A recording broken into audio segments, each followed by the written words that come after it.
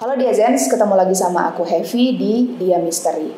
Di episode kali ini kita akan membahas sosok yang sangat melegenda di masyarakat Indonesia. Sosok ini terkenal dengan ketawanya yang sangat khas. Dan sosoknya juga dikenal melalui serial yang lumayan membooming di tahunnya, yaitu Misteri Gunung Merapi. Siapakah sebenarnya sosok Mak Lampir ini sehingga dia sangat melegenda? Ini dongeng sebelum tidur buat kamu.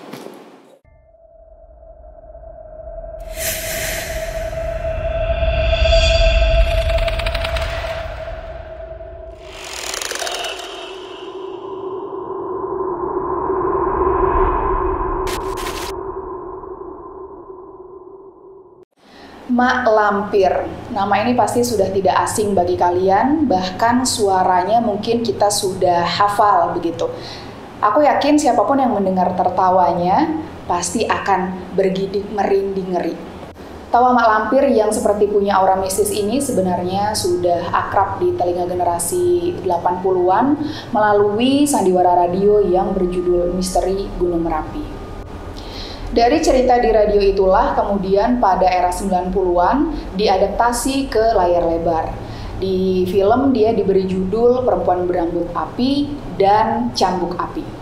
Kemudian di era 2000-an akhirnya sinetron dengan judul Gunung Merapi pun tercipta. Dari sinetron itu orang-orang mengenal sosok Mak Lampir ini sebagai perempuan tua yang menyeramkan penunggu Gunung Merapi. Namun ternyata sosok Mak Lampir ini ternyata dahulu kala adalah seorang gadis yang cantik jelita.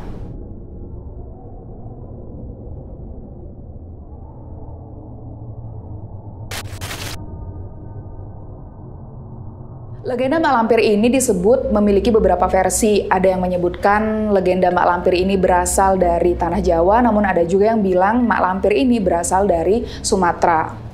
Kalau versi legenda Tanah Jawa, Mak Lampir ini dipercaya pindah ke Gunung Merapi untuk memerangi siluman.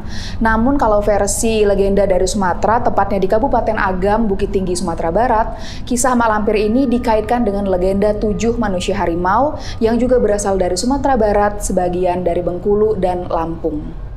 Mak Lampir atau Siti Lampir Maimunah dipercaya dulunya adalah seorang putri dari kerajaan kuno bernama Kerajaan Champa yang pernah menguasai daerah yang kini adalah Vietnam Tengah dan Selatan mulai abad ke-7 hingga tahun 1832.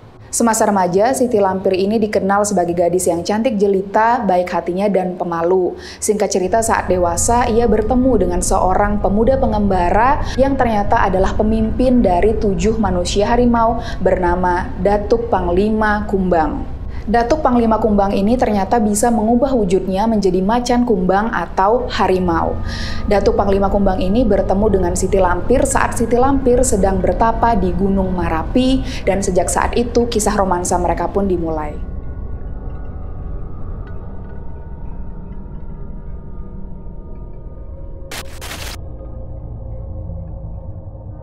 Setelah menjalin ikatan cinta, ternyata naas hubungan keduanya tidak berjalan dengan mulus. Karena dari pihak Kerajaan Champa tidak merestui hubungan antara Putri Lampir dan Datuk karena mengetahui sang Datuk berasal dari kaum siluman.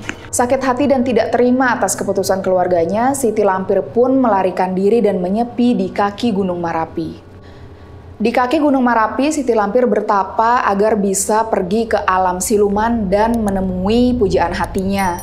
Namun usahanya ternyata tidak membuahkan hasil hingga ia bertemu dengan nenek Serintil yang akhirnya menjadi guru Siti Lampir dan menjadikan Siti Lampir menjadi sosok wanita yang sakti mandraguna. Serintil dikenal sebagai petapa yang berasal dari Tanah Jawa yang menyembah sosok Dewa Batara Kala, sosok dewa yang disimbolkan memiliki wajah seram dan bertubuh raksasa. Singkat cerita, dengan kekuatan yang dimilikinya sekarang, Siti Lampir pun melanjutkan kembali perjalanannya mencari sang pujaan hati. Namun sayang di tengah upaya pencariannya itu, Siti Lampir harus menghadapi kenyataan pahit karena sang pujaan hati, Datuk Panglima, ternyata mati di tengah peperangan.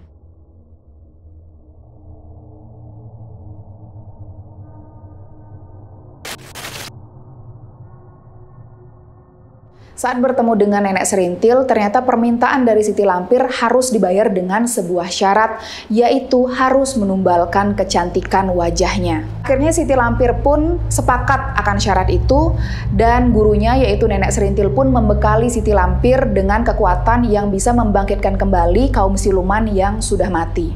Setelah melakukan pertapaan yang panjang, Siti Lampir akhirnya berhasil menghidupkan kembali datuk yang sudah meninggal. Namun ternyata Siti Lampir menelan pil pahit karena sang datuk yang sudah kembali hidup tidak mengenali dirinya kembali karena seperti yang aku bilang tadi, wajahnya sudah buruk rupa dan tidak secantik dulu lagi. Datuk Panglima Kumbang malah menuduh Siti Lampir adalah sesosok setan yang menebarkan masalah dan malapetaka di desa. Siti Lampir yang berharap sang datuk masih mencintai dirinya apa adanya ternyata harus menelan pil pahit dan sirnalah harapan si Siti Lampir. Usaha Siti Lampir untuk menghidupkan kembali sang datuk pun sia-sia. Semenjak saat itu Siti Lampir yang dulunya dikenal sebagai sosok yang cantik jelita berubah menjadi sosok yang buruk rupa dan dikenal sebagai Mak Lampir.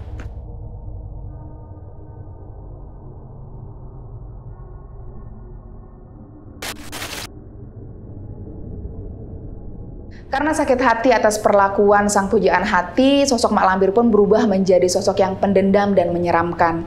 Sejak saat itu, ia berjanji untuk terus memerangi kaum siluman dan Datuk Panglima Kumbang. Mak Lampir pun terus meningkatkan ilmunya dengan bersekutu dengan jin penguasa Gunung Merapi di Pulau Jawa. Mak Lampir pun pindah ke Pulau Jawa dengan tujuan untuk semakin menyempurnakan ilmu yang dimilikinya. Gunung Merapi di Pulau Jawa itulah yang dijadikan Mak Lampir tempat persemayaman dan ia membangun kerajaan gaib di sana. Kerajaan jin itulah yang diyakini oleh masyarakat di sana yang membuat Gunung Merapi menjadi gunung yang sangat angker dan menyeramkan. Mitosnya karena hal itu banyak yang percaya Mak Lampir ini tidak bisa mati dan akan hidup terus dan terus mengganggu manusia, terutama pasangan sejoli. Masyarakat percaya penyebab Mak Lampir terus hidup karena ia bersekutu dengan jin. Kisah Mak Lampir pun menjadi salah satu kisah yang paling legendaris yang ada di Indonesia. Terlepas legenda ini nyata atau tidak, namun nyatanya kultur dan budaya di Indonesia masih kental dengan kepercayaan gaib. Ya, itu tadi dia Zens cerita legenda Mak Lampir.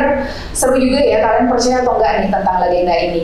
Kalau kalian mau menceritakan legenda di daerah kalian atau pengalaman misteri kalian sendiri, kalian bisa komen di bawah atau mengirimkan cerita misteri kalian ke redaksi kita yang juga ada di deskripsi di bawah. Segitu dulu dari aku, jangan lupa di like, komen, share, dan subscribe video kita. Dan jangan lupa juga nyalain lonceng biar kalian gak ketinggalan video terbaru dari diadona.id.